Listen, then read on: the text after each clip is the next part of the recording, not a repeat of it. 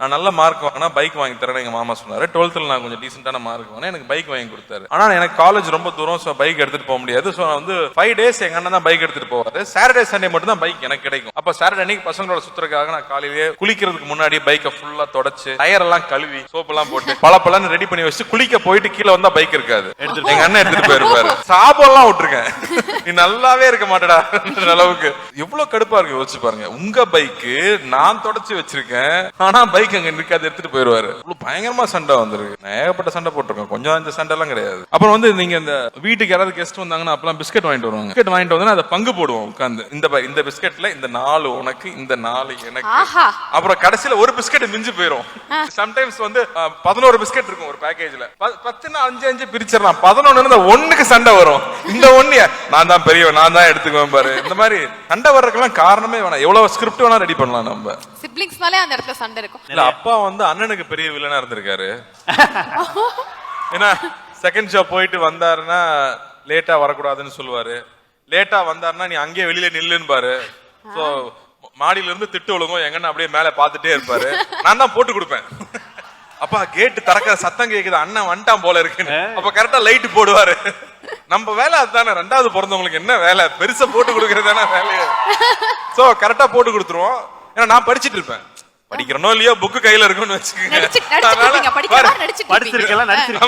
எங்க அப்பா வீட்டுல இப்படி ஒரு பிள்ளைன்னு அதெல்லாம் கரெக்டா நாங்க ஸ்டேஜ் பண்ணிடுவோம் அந்த மேட்டரை. ஏன்னா ஃபர்ஸ்ட் ரிமோட்டுக்கு தான் போவாரு.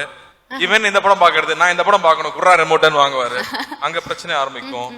அப்புறம் ட்ரெஸ்ஸுக்கு பிரச்சனை வரும். ஆமா, நான் என்ன பண்ணுவேன்னா எங்க வீட்டுல வந்து ட்வின்ஸ் மாதிரி ஒரே ட்ரெஸ் எடுத்து கொடுப்பாங்க. அது வீட்டுல நடக்கும்ல, 2 பிரதர்ஸ் இருந்தாங்கன்னா ஒரே துணியை எடுத்து 4 பேருக்கு ஒரே சைஸ்ல தைச்சு கொடுத்துருவாங்க. அப்படி தைச்சு கொடுத்துட்டாங்கன்னா நான் எங்க அண்ணன் மாதிரி ட்ரெஸ் பண்ணிட்டு போகணும்னு நினைப்பேன். நமக்கா சுயமா சிந்தனை கிடையாது. அவரு நல்லா ஸ்டைலா ட்ரெஸ் பண்ணிட்டு வருவாரு. அவர் வர வரைக்கும் வெயிட் பண்ணிட்டே இருப்பேன். அவர் என்ன சட்டை போடுறாரோ அதே சட்டை நான் போட்டுட்டு போய் நிற்பேன். ஏண்டா வேற சட்டை போடா, இதே ஏண்டா போடுற? இல்ல எனக்கு இன்னைக்கு இந்த சட்டை போடுறதுக்கு தான் மூடு இருக்கு, நீ சட்டையை கழட்டுறியா இல்ல அடி வாங்குறியான்னு. சோ சண்டை வர்றதுக்கு ஒரு ரீசனே தேவையில்லை. அண்ணனால என்ன ஒரு அட்வான்டேஜ்னா வந்து பசங்கன்னா இப்படிதான் இருப்பாங்க, செகண்ட் ஷோ போயிட்டு வருவாங்க, பைக் எடுத்துட்டு சுத்துவாங்கன்னு எங்க அண்ணன் எங்க அப்பாவை நல்லா ட்ரெயின் பண்ணிட்டாரு. சோ நான் நைட்டு சுத்துறப்ப எனக்கு பிரச்சனையே வரல. அவரு வாங்கின திட்டுனால எனக்கு அதுல பயங்கர எஸ்கேப். எங்க அப்பா பெருசா என் விஷயத்துல வந்து அவன் படிச்சிருவான், அவன் படிக்கிற பையன், மார்க் வாங்குறது 60 மார்க் தான். அதுக்கு வந்து அப்பாக்கு நான் கொஞ்சம் செல்லம், தங்கச்சி ரொம்ப செல்லம். வீட்டுல பொண்ணு இருந்தா அப்பா நம்மளதான் மதிப்பாங்களா, அவங்கதான் ஃபர்ஸ்ட்.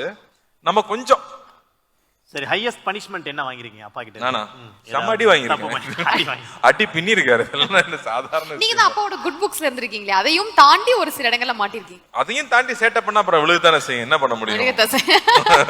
எனக்கு டிரைவிங் அப்பா தான் கத்து கொடுத்தாங்க. எனக்கு கார் ஓட்டுறதுக்கு எங்க அப்பா தான் கத்து கொடுத்தாங்க. இப்போ அப்பாவோட பழைய ஃபியட் ஒன்று இருக்கும், அதுல தான் கத்து கொடுப்பாங்க. அப்பாவோட ரூல்ஸ் என்னன்னா கியர் மாத்தி கிளட்ச் ரிலீஸ் பண்ணும்போது வண்டி ஜர்க் ஆக கூடாது. அது கஷ்டமாச்சே. அதாவது கரெக்டா அப்படி எடுக்கிறப்ப ஜர்க் ஆச்சுன்னா மண்டையில போட்டுன்னு ஒண்ணு விழுவும். அப்ப எவ்வளவு அடி வாங்கியிருப்பேன் யோசிச்சு பாருங்க. ஆனா ஃபாஸ்டா இந்த அடிக்கு பயந்தே 2 நாள்ல கத்துக்கிட்டேன். இதுக்கு மேல அடி வாங்கினா மூளை கிளம்பிருன்னு சொல்லி ஒரு 2 daysல கத்துக்கிட்டேன். அப்பதான் கத்து கொடுத்தாங்க எனக்கு.